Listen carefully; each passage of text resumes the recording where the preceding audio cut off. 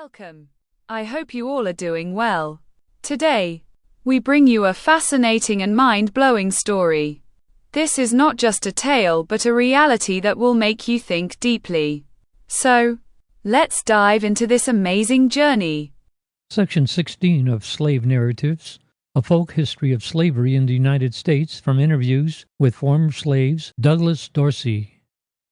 In South Jacksonville, on the Spring Glen Road, lives Douglas Dorsey, an ex-slave born in Suwannee County, Florida, in 1851, 14 years prior to freedom. His parents, Charlie and Anna Dorsey, were natives of Maryland and free people. In those days, Dorsey relates, there were people known as nigger traders who used any subterfuge to catch Negroes and sell them into slavery. There was one Jeff Davis, who was known as a professional nigger trader.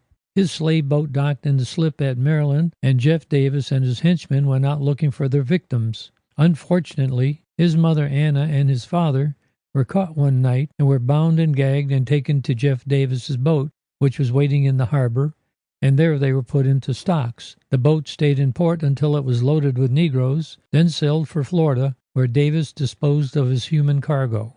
Douglas Dorsey's parents were sold to Colonel Lewis Mattire, who had a large plantation that was cultivated by 85 slaves. Colonel Mattire's house was one of the pretentious Southern colonial type, which was quite prevalent during that period. The colonel had won his title because of his participation in the Indian War in Florida. He was the typical wealthy Southern gentleman and was very kind to his slaves. His wife, however, was just the opposite. She was exceedingly mean and could easily be termed a tyrant. There were several children in the Mattire family, and their home and plantation were located in Suwannee County, Florida. Douglas's parents were assigned to their tasks. His mother was a housemaid, and his father was the mechanic, having learned this trade in Maryland as a free man. Charlie and Anna had several children, and Douglas was among them. When he became large enough, he was kept in the Mattire home to build fires, assist in serving meals, and other chores. Mrs. Mattire, being a very cruel woman, would whip the slaves herself for any misdemeanor. Dorsey recalls an incident that is hard to obliterate from his mind. As it follows, Dorsey's mother was called by Mrs. Mattire. Not hearing her, she continued with her duties. Suddenly, Mrs. Mattire burst out in a frenzy of anger over the woman not answering. Anna explained that she did not hear the call. Thereupon, Mrs. Mattire seized a large butcher knife and struck at Anna. Attempting to ward off the blow, Anna received a long gash on the arm that laid her up for some time. Young Douglas was a witness to this brutal treatment of his mother, and he at that moment made up his mind to kill his mistress.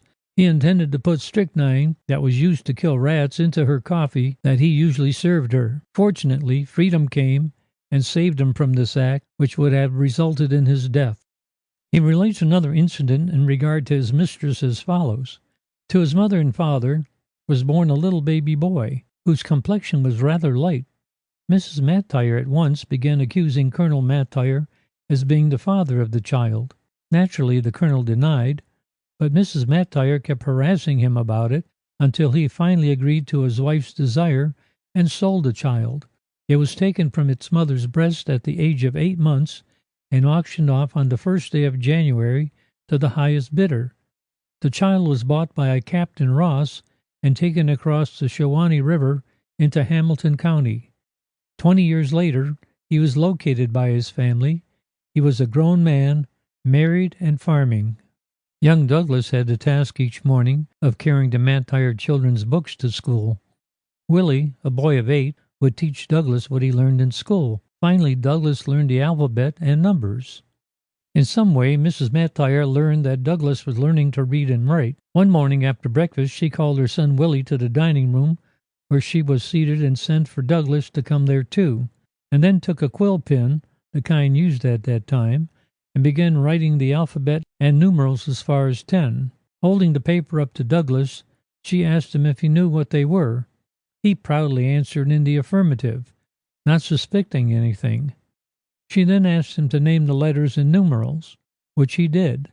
She then asked him to write them, which he did, and when he reached the number 10, very proud of his learning, she struck him a heavy blow across the face, saying to him, If I ever catch you making another figure anywhere, I'll cut off your right arm." Naturally, Douglas and also her son Willie were much surprised, as each thought what had been done was quite an achievement.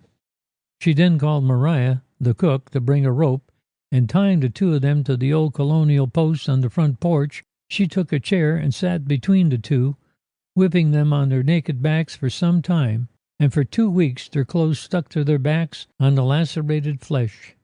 To ease the soreness, Willie would steal grease from the house, and together they would slip into the barn and grease each other's backs.